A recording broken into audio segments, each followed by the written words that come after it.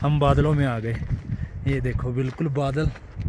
ये आपके हाथ से बनाई हुई है और इनका यूज़ जैम बनाने में किया जाता है। और आज के नए ब्लॉग की शुरुआत भाई एक ऐसी जगह होने वाली है जो कि बहुत ही धार्मिक जगहों में तो एक मानी गई है।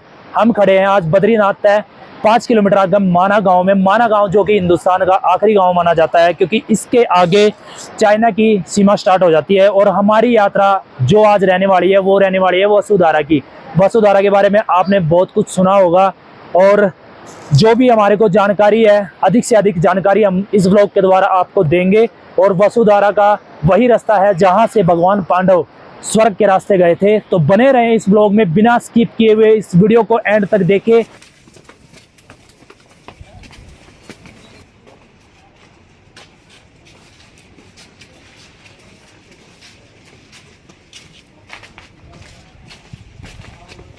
ये सेब के पेड़ देखो माना गांव के अंदर, आप देख पा रहे होंगे, गौर से देखो सेब लगी हुई है, क्योंकि सेब के सीज़न चले हुए हैं अभी फ़िलहाल। बच्चों की भी मिल जाएंगे आपके पास, छोटे बच्चों का कितने रुपए का है ये?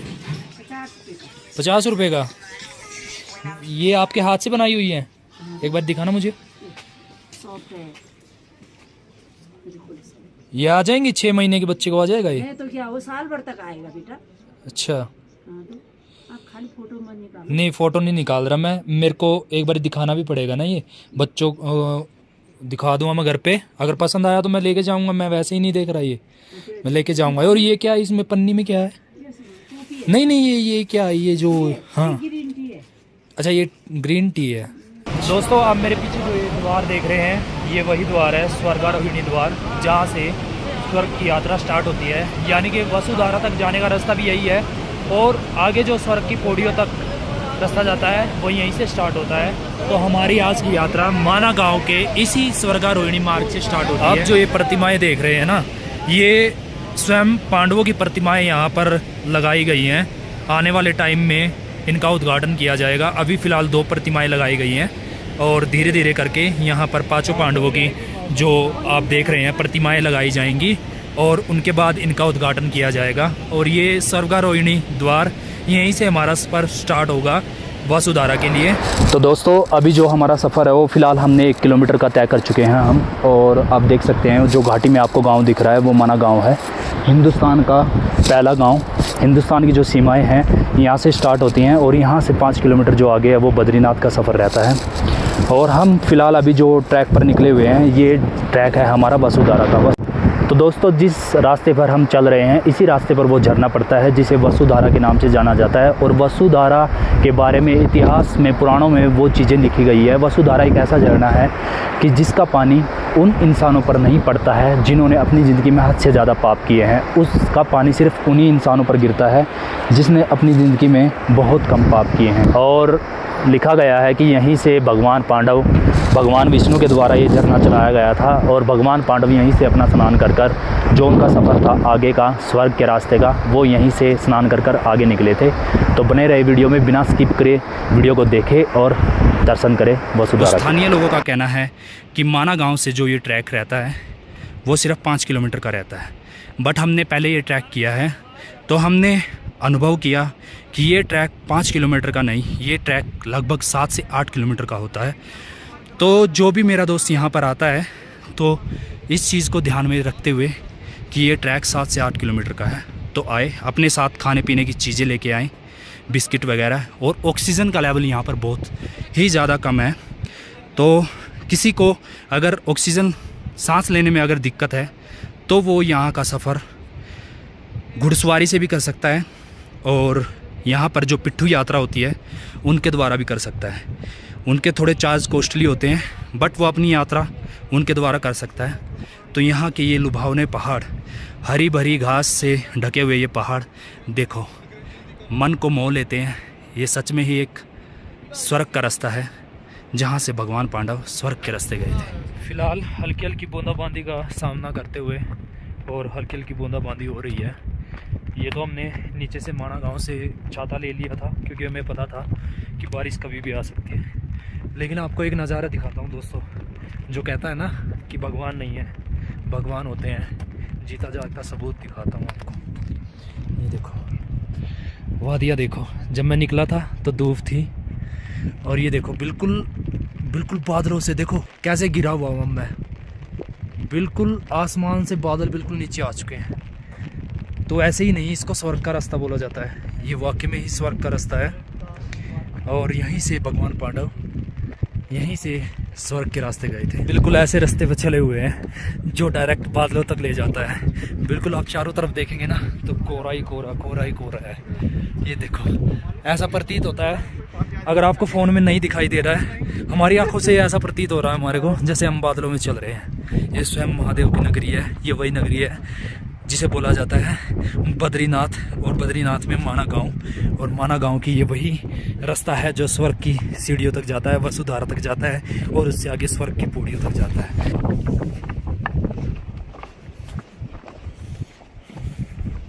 यहाँ पर रास्ते में ये ऐसे बेरियों के पेड़ देखने को मिलेंगे आपको। ये बेरी टाइप कुछ है, तो हमने इनके बारे में सर्च करके इनके बारे में थोड़ी जानकारी प्राप्त की है। तो ये इनको इंग्लिश में रोज़ के नाम से जाना जाता है, क्योंकि ये लाल लाल दिखते हैं, और इनका यूज़ जैम बनाने में किया जाता है। जो घरों में आप जैम वगैरह यूज़ करते हैं, ब्रेडों पे जो जैम वगैरह लगाई जाती है। ये देखो आप, ये ऐसे ऐसे लाल लाल जो आप बेर टाइप में देख रहे हैं। जम्मू कश्मीर से आए हो आप? ठीक है। तो आप दोनों ही आए? आपकी माता जी हैं? नहीं, मेरी माता जी नहीं है, ये मंदिर में रहते, माँ ही समझो, माँ ही है। अच्छा अच्छा, तो आप इनको यात्रा करवा रहे हो? मैं कहाँ करवा रहा हूँ, ये मेरे को। अच्छा, आपकी एज कितनी हो गई है माता जी? आपकी उम्र कितनी हो गई है? माता जी बोल पाते हैं? वो समझ नहीं आती है ये। अच्छा ये बाहर की है, कितनी साल की है थोड़ा। अच्छा अच्छा। माँ, ये पूछ रही है आपकी उम्र कितनी है? उम्र तो 75 के करीब तो है। अच्छा अच्छा, तो अभी आगे आप वसुधारा की तरफ जा रहे हो? आपने नीचे के दर्शन किए बद्रीनाथ जी के? हाँ जी। और वेद व्यास गुफा जी? वेद व्यास गुफा जी अभी नहीं गए हो? ओके। और सरस्वती नदी वगैरह देखी आपने रास्ते में? भीमशिला वगैरह? थकावट तो नहीं हुई माता जी? थक गए हो? पैर दुख रहे हैं?